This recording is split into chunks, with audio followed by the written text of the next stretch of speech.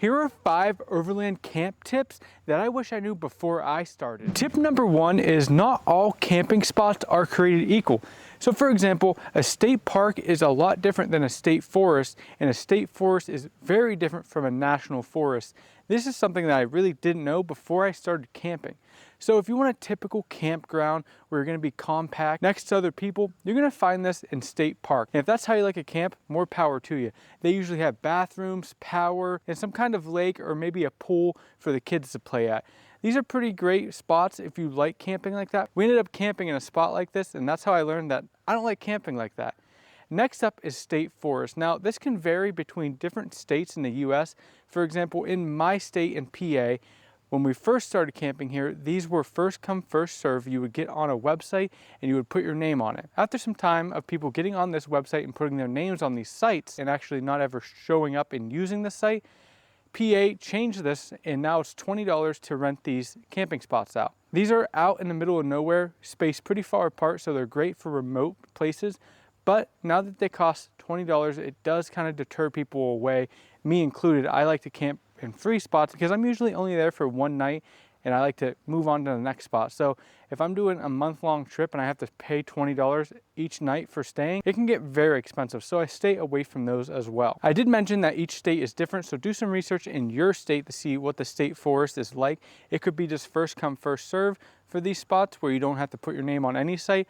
They could be free, and like they were back in the day at PA, where you could just put your name on the site, or they could be paid like they are now in PA. So do some research. They are great to get out there in remote areas and having some great peace away from everybody else. And the third spot to go camping, at least on the East Coast, is national forest, and that's my preferred way to camp. These are dispersed camping locations where you can just find them alongside the road, stop and stay as long as you want. Well, not as long as you want, it's actually a month limit on most spots, but you can stay there if it's open, first come, first serve. No big deal. You don't have to make sure you're registered by a certain time. And that's how I like to camp, because I like to be spontaneous. I like to change spots every day and explore. So this is my preferred way of camping. And this is a giant area that you can explore in these national forests. Now, some states don't have any national forests. Like Pennsylvania only has 1. West Virginia has like 2. We like to go down there a lot. Great spots down there. And on the west, there's even BLM land, which is giant chunks of land where this dispersed camping is. We don't have that here on the East Coast, and it sucks. But out west, there's definitely some awesome choices for camping in these dispersed locations in the middle of nowhere, and I love that kind of camping. Tip number 2 is more gear is not always more better. That sounds a little bit goofy. I probably butchered it a little bit, but it's true.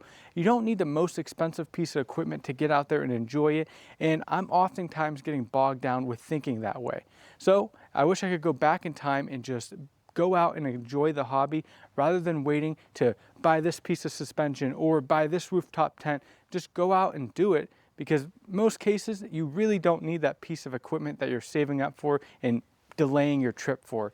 It's more fun to just get out and do it and make use of what you have rather than having the most expensive stuff that you think you need. For example, I have a $900 rooftop tent. If you know anything about rooftop tents, they can get very expensive. This was the cheapest one I could find a few years ago on Amazon, and it's been holding up great.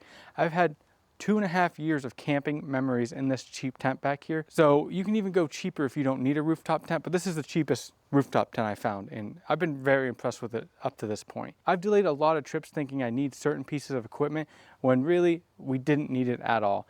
I've been putting off my out west adventure thinking I need to rebuild the whole truck for this journey out west, but I really think I could probably just make do with using the truck how it is. So I'm still guilty of this, and I'm trying to get it out of my system. I'm sure you've experienced this in the past, or maybe you're in this rut as well, thinking you need a piece of equipment to do something, but we can do this together. We can ignore that urge and just go out and do it. On the topic of gear, that brings us to tip number 3. I waited way too long to pick up a camp fridge. Ashley and I went out on a ton of trips where we had a cheap Walmart cooler that we had to fill with ice. That was so annoying, and I cannot believe I waited so long to put a fridge in the back of my truck. Now, you don't need to mount it in the back of your truck like this. You can just throw it in the back of your truck. I mounted mine in the back of my truck because we took the seat out, and I cannot believe I waited so long to get this fridge. Not only do I now use this fridge when we go out on trips, but we do use this as a mall crawler a little bit, and Ashley fills this with our groceries when we go grocery shopping. It has a multiple use thing of being mounted back here. But tip number 3 is don't wait to get a camp fridge. I know we just talked about doing things and not trying to get all the gear to do it, but this is one piece of gear that completely changed the way we camp, and I never have to buy ice. I haven't bought ice in like 2 years at this point. This thing just works. They've come down in price a lot since when I first was looking into this.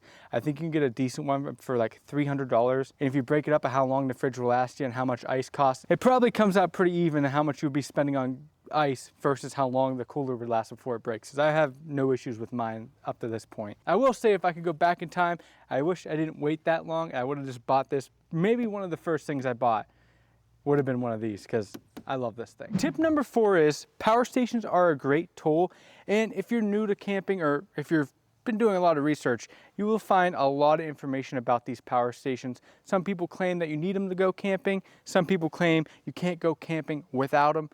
I'm a big fan of them. We talked about that fridge and you need some sort of power to power, and I use one of these. But keep in mind that us as influencers, some of these I bought with my own money. Some of them companies send me and we get paid to make videos on these. So there's a lot of information about these. So do your own research on what one is good for you. I've spent a lot of my own money, and I wish I would have done more research, because some of them have features that some of them don't. For example, this Jackery here runs my diesel heater that I use when I go camping in the wintertime. This guy, this Blue Eddy, does not do that. You gotta do a lot of research on these to find out what one fits your needs correctly, so you're not wasting money like I have done in the past. And as I mentioned, we get paid money to talk about these in some cases, so take the reviews as lighthearted as possible and do your own research. Tip number 5, and the final one I have for you guys, is identify how you like to camp. This is extremely important so you know what gear to buy. Do you want to go out for one day, or do you want to go out for 2 months? Do you want to go out to campground? Are you doing dispersed camping? Are you going to be doing off-roading? Are you going to be doing other hobbies like fishing or mountain biking? All this stuff needs to come together so you can kit out your vehicle the right way for your hobbies and how you like to camp. This is very important to do before you even start getting into this hobby. That way you know what path to go and how you like to camp. If you have a wife, you might need to bring a shower. I do, it's very annoying. But things like that you need to know. That way you know how to build out your stuff and how much gear you actually need to bring. I lied to you guys. I have a bonus one, of course, for you, and that is realize other people exist. I can't tell you how many times that Ash and I have tried to go out camping and it ends up being a holiday.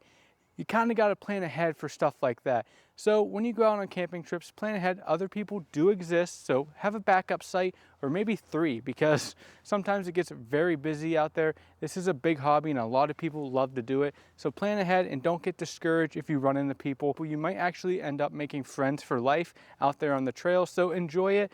But do realize other people exist, and you may have some issues finding some sites when you're out there. Thank you guys for watching. I hope this video gave you some information if you're looking into getting this hobby. I appreciate it if you would hit that like button, hit the subscribe button. It means a ton to me.